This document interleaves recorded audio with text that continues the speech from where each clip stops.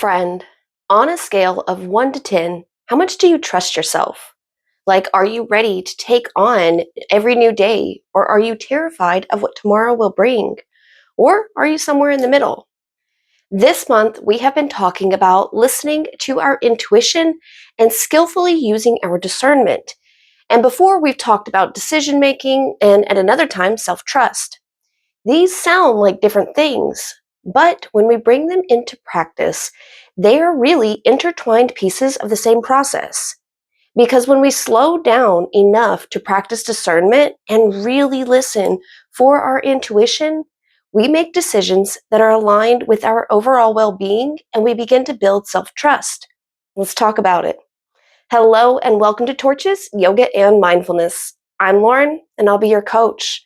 If you're curious about mindfulness, healing, and practical habits that actually work, you're in the right place because here we focus on simple but powerful practices grounded in ancient wisdom and modern science to care for both our minds and bodies. So make sure you hit that like and subscribe before you leave so you don't miss what's next. When we step out of autopilot and into awareness and choice, we start to learn a few things about ourselves. One thing I've learned over the years is that the body knows long before the mind does. We also find that our awareness is what creates choice, and maybe most importantly, discernment changes the way we relate to ourselves and others. A lot of us walk around not trusting ourselves, second guessing, and believing the anxiety spirals. But more often than not, it's not because we make bad choices, it's because we're not actually consciously choosing to begin with. We are just riding along on autopilot. We react, we follow habits, we move with momentum, and before we know it, a decision has been made. When we take that mindful pause I am always talking about, choice opens up. That pause gives us space to make a conscious decision instead of simply reacting to what's happening around us. And one of the biggest reasons that pause is so hard for people is uncertainty. One of the hardest parts of trusting ourselves and our decision making isn't a dilemma or a situation specifically, but it's the unknowing. Most aren't comfortable with sitting with uncertainty for very long. We want answers, preferably the right answers, and we want them right now. So instead of sitting with a question, we race to a solution. That doesn't mean we are flawed or broken. That's just our biology. Our brains are problem-solving machines, and they want to take the most efficient route possible, even if it's not in our best interest. But when we pause, we interrupt that automatic process and regain our choice and become open to more options. Mindfulness offers us another option outside of the preset limiting patterns that we have already in place. It invites us to sit with the question instead of rushing to eliminate it. It gives us space to appreciate the opening that the question brings, a moment where we're allowed to explore. The willingness to sit with a question is actually a huge part of discernment because when we rush decisions, we often feel relief quickly. The mind relaxes because now there's a plan in place. Once a decision is made, we can start structuring things and organizing steps to move forward. The brain loves that plan and that feeling of direction. But sometimes that feeling of relief isn't clarity. It's simply the relief of uncertainty. If you think about the last decision you rushed into, honestly ask yourself, was this decision really about the choice itself? Or was it about escaping the discomfort of not having an answer to the question? Discomfort with uncertainty is something that a lot of us were trained into. We were taught it early in life. I was actually thinking about this the other day while I was at work.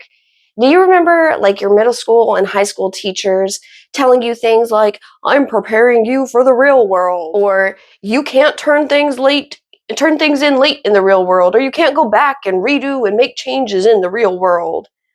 And the message behind that was pretty clear. If you don't know the answer, you failed. Point blank, period, end of story.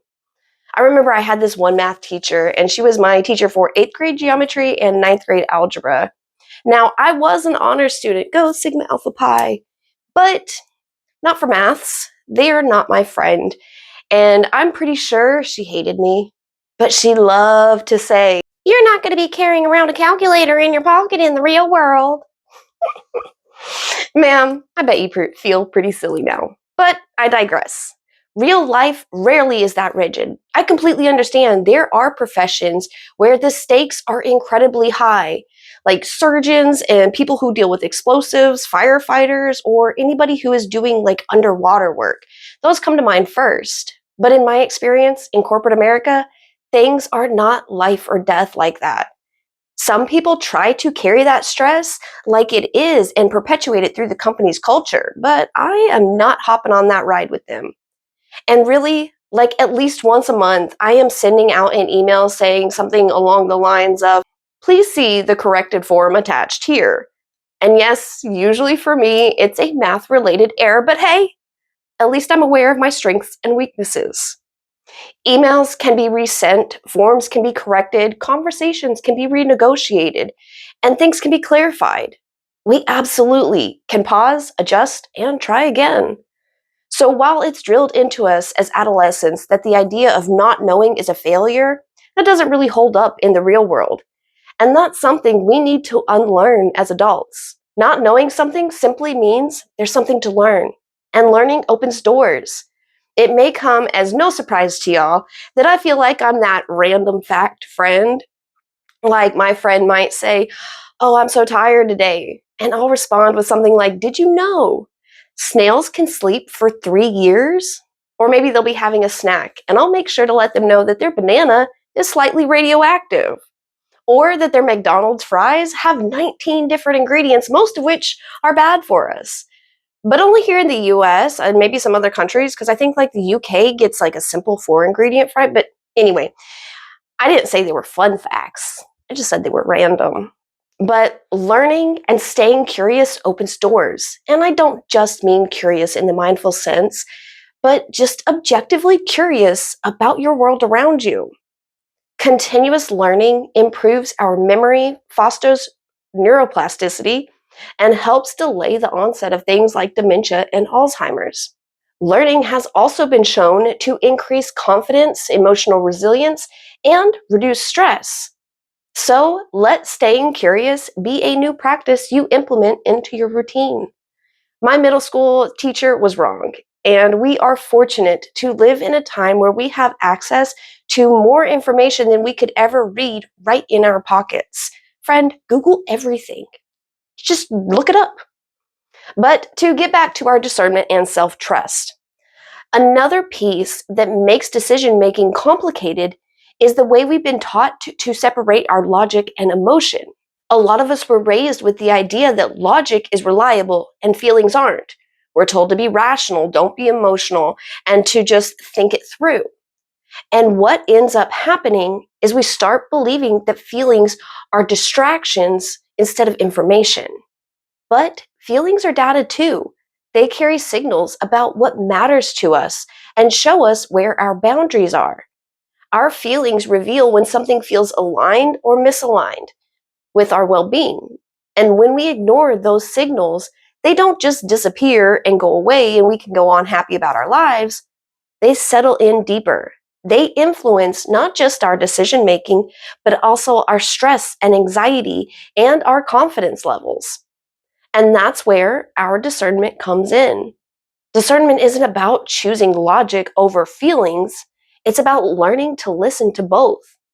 When we start examining decisions more closely, we realize there are other things influencing us too. Like, are we making this decision because we're afraid of change? Or are we prioritizing someone else's comfort over our own? Or maybe just convincing ourselves altogether that our needs don't matter? Are we trying to protect our ego because we don't want to be wrong or feel stuck because maybe we've already invested time, energy, and money into something and we feel like we can't turn back now? All of these things quietly steer our decisions without us realizing it. Discernment brings those influences into our awareness, and once we can see them, we can choose more carefully and intentionally. This is also where self trust begins to grow. When I talk about self trust here, I don't mean having the confidence that you will always make the right choices. But that's not trust, that's pressure. And really, sometimes we may not even realize a decision is so important until we make the wrong one. And there is no way of knowing that sometimes. All we can do is put in the effort to make the best choice we can at that time with the awareness, tools, and experiences we have. Real self trust is understanding that and understanding that we don't have to always have the right answers right away. We trust our ability to notice and adjust. When our choices aren't supporting our well being, we usually feel it somewhere inside. And things start to feel tight or tangled and like life is just harder than it needs to be. That's where we start to doubt ourselves. It also helps to understand that the universe or some higher power isn't out there keeping score against you or trying to punish you. It's more like a sweet kindergarten teacher just gently repeating herself because some students didn't catch it the first time. Mindfulness helps us to tune into that deeper alignment. So even when life is challenging, it feels meaningful instead of feeling like we're fighting ourselves every step of the way. So, after everything we've talked about this month, what does it mean to live skillfully with discernment? How do we bring mindfulness into those moments that really shape and imprint on us? Well, I have some practices for you to try today. So I have created this list with the objective to sprinkle mindful moments throughout your day that will support developing or strengthening your self-trust. And that isn't to say you have to do all of them. Take what feels right, modify them if you need to, and leave the rest. Building self-trust isn't done in grand gestures, but in the small promises to ourselves, like setting minor achievable goals, practicing non-judgment of our emotions, and honoring our body's needs.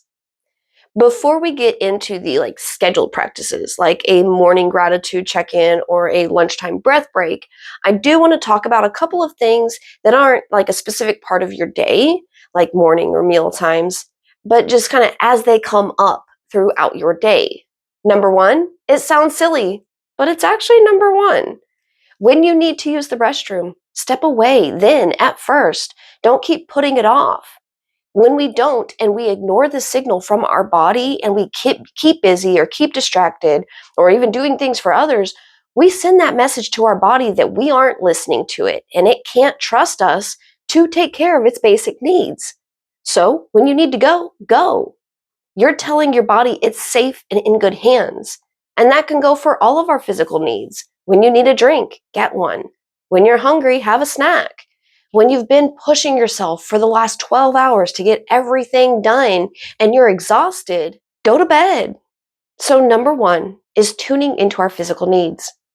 All right, for practice number two, we are going to move into the start of our day. When you wake up, whether you're the type to rise with the sun later in the day when your body is ready, or if you're a night owl rising with the moon, we're just talking about the start of your day, however that looks for you. Start with gratitude. This one isn't directly correlated with building self-trust, but it does prime our brains to move through the rest of our day, noticing the goodness in our lives. So before you even get out of bed, list 3 things you're grateful for. Bonus points if you keep a journal or notepad near your bed and write them down so that when things feel hard, you can look back on it. Gratitude doesn't just have to be profound things, and this is not a list of things that we're told we should be grateful for. This is an honest list. Honestly, when I'm rolling around in bed to turn off the alarm, contemplating how I can call out of work that day just for a couple more hours of rest, sometimes my gratitude is that there is a cup of coffee waiting for me in the kitchen or a fuzzy cat at the foot of the bed for me to snuggle my face into. It doesn't have to be profound, just honest. Physical movement is our third practice. Gentle or strenuous, take care of your body. It's the only one you get. A recent study found that just 6 to 10 minutes of vigorous exercise can improve our memory and significantly improve our skills like organization, prioritization, and planning. My favorite way to get those 10 minutes in is to play like 3 or 4 of my favorite songs and just dance like no one is watching, even though I'm pretty sure my cat is probably judging me. Practice number 4 is another one that we can do early in the day to set ourselves up for success. Do a 60-second check-in. When you step up to the bathroom mirror, check in with yourself. Ask and answer yourself honestly.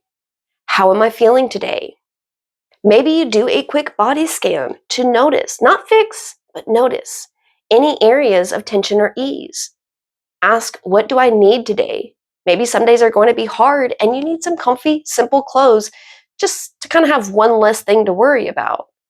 Or maybe you're buzzing with energy and you need a plan of action to put it all to good use.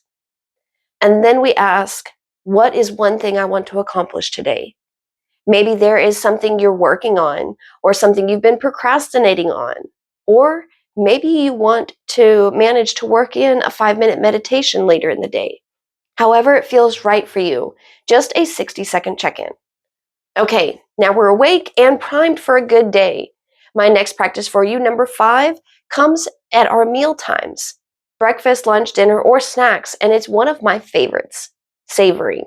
This means we slow down to actually experience the first bite of our meals or drinks. This one helps on both the mental and physical side. I love it. When we savor, we shift from autopilot to awareness, and that awareness trains our brains for focus and patience. And here's a little bonus tip. When you've decided and set your intention, like I'm ready to sit down and eat, I'm going to savor my first bite. Take one deep mindful breath. We've talked about pausing for a mindful breath between each new activity or task that we're starting. That pause before a meal is even more effective because it signals to our body to shift from the go, go, go, or the worry spirals into our rest and digest mode. So our nervous system and digestion both benefit and we feel good after we eat. Okay, we are at practice number 6. Now remember, I'm not saying you have to do all of these. Pick what feels right for you. But for number 6, come midday, we are going to take a breath break. Not a break from breathing, but a break just to breathe. This may be sitting in the car for an extra couple of minutes between errands or when you get home from work, or stepping away from the hustle and bustle. Maybe you just take a couple of mindful breaths, noticing the flow of the natural rhythm of your breath. Or maybe you take a few extended inhales and exhales. Do some box breathing or practice the VU breath I've taught before, where we take a 4-count inhale and on your exhale for 6 counts, you make a VU or hum sound. This low frequency sound sends a vibration down the same path as our vagus nerves travels, activating it, switching us from that low level of fight or flight that we run in all day into our parasympathetic nervous system for the rest and digest. All right, let's talk about the end of our day now. Having a bedtime routine, washing your face, getting into PJs, maybe having a calming cup of chamomile tea. That regular routine will signal to your mind and body that it's time to wind down, and it will be less likely to fight you as you try to drift off. And journaling is one of those 2 birds with 1 stone type of practices if we do it as we are closing out our days. Journaling is such a powerful practice. It creates space between us and our thoughts. It lets us see things in new ways. It reduces stress, lowering cortisol levels, reduces blood pressure, and it just overall enhances our well-being and mood. It boosts our self-awareness, problem solving, and creativity. I really could go on and on about the benefits, but I'll stop there for now. I did do a whole video on the impacts of journaling last year, and I will link it in the description below for you if you would like to learn more. All right, just a couple of more. Practice number 9. You know when you're laying there in bed and you start to think of all the things that you didn't get done that day. Switch that up and start listing all the things you did do today. It's called a done list. Acknowledge all the things you did get done, even on the hard days. Maybe you're beating yourself up because you couldn't manage to pull yourself out of bed that day. That's okay. You still made it through the day. All right, moving from the day to day, let's broaden our lens a little bit and to see the whole week. Practice number 10 is to take yourself on weekly solo dates. Make intentional plans to enjoy time with yourself. Maybe that just looks like sitting in a nice space like a park or something you enjoy. Or maybe you take yourself out to a nice dinner, movie, concert, whatever floats your boat. Practice number 11 is to celebrate your wins, no matter how small. Did you sail home on all green lights? Did you get that work project finished? Did you make dinner without burning the rice? Celebrate all of it, big or small. But take a moment to appreciate your win. And lastly, we have practice number 12. Set minor achievable goals each week. This one's important. Stick to them, like a promise you're keeping to yourself. Maybe there is something you've been meaning to do around the house. Set that as a goal to complete. Maybe you want to get consistent with your meditation practice. Designate a specific time each day for that and show up for it, even if it's just 5 minutes. Whatever it is that feels right for you, set a goal, make a plan, and stick to it. And when you've completed it, now you have another win to celebrate. This kind of practice creates consistent evidence for yourself that you are reliable. It lowers anxiety, reduces feelings of overwhelm, and bonus, it provides us with a dopamine boost, which reinforces positive habits, increases motivation, and builds long-term confidence. All right, friend, those are the practices I have for you today. And if you're sitting here now thinking, Coach Lauren, I've been watching, listening, absorbing, and practicing with you since October. I already do all these practices and nothing's changed. Well, first, I would say be kind to yourself. We're not here masking with love and light. We are unlearning toxic conditioning and rewiring neural pathways. These things take time. Then I would definitely suggest one-on-one sessions. I do offer a free 15-minute clarity call that you can book with no obligations, where we can meet one-on-one, generally I do it over Zoom, to talk about your personal goals and what mindfulness would look like in your life. And full sessions are also available remotely as well. Now, if you're going to tell me, well, Coach Lauren, I just don't have time to add even one more 5-minute task to my day, to my schedule, just too busy. Well, I'm going to take off my PC coaching hat here, and I'm going to ask you the real hard question. When is it going to be the right time to prioritize yourself so you can stop showing up for your life at 50%? Taking time for healing, self-care, and your own personal well-being and growth is not selfish. The effects will literally benefit everyone around you, with one footnote of those who are supportive of your well-being. For those who aren't, well, they won't be your problem anymore. All right, friend, let me know in the comments if you're in for this self-trust plan, and drop a 1 to 10 on how much you trust yourself. Also, if you're more of a visual learner, let me know in the comments if maybe a PDF one sheet of this daily mindful plan would help, and I'll see about getting something together and posting it so that we can all share it. If you missed it and would like some more information on mindful decision making, I have linked in the description as well our practices video that we did late last year, and I also have a decision making guided meditation for you linked if you'd like to check those out. Next month, we are going to build on this some more, talking about mindfulness and the self with a capital S. So make sure you're subscribed. Friend, remember, self-trust isn't something that will arrive in one moment, or that it only comes when we make the right decisions. It comes in small moments of discernment as we move through even the mundane parts of our life. And I'd also like to say, if you're here, you're clearly on the right track. So give yourself a high five, hug, or a pat on the back for showing up for yourself today.